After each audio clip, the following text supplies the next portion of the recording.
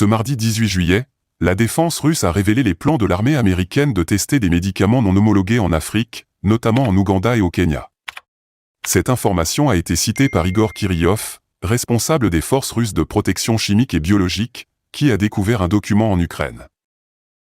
Ce document démontre que le département américain de la réduction des menaces de défense, DITRA, du Pentagone, le département de la sécurité intérieure et l'agence américaine pour le développement international, USAID, ainsi qu'un certain nombre de structures de l'UE, participent à l'étude des agents pathogènes dans les pays du continent africain.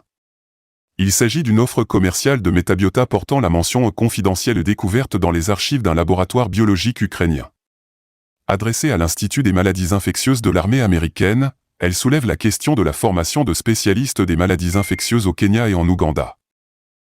Selon les plans du Pentagone, les forces armées américaines devaient être impliquées dans les tests de ces médicaments sur les locaux, en vue de les utiliser plus tard dans l'intérêt des Big Pharma.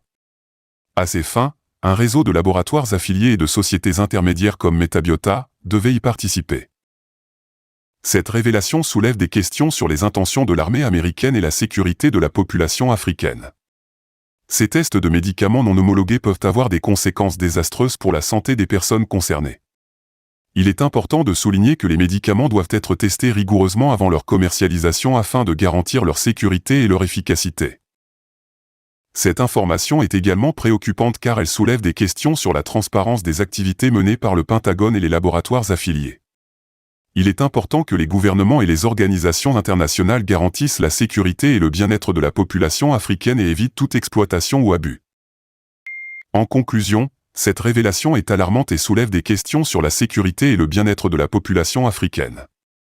Il est essentiel que les gouvernements et les organisations internationales enquêtent sur cette affaire et prennent les mesures nécessaires pour garantir la sécurité et le bien-être de tous.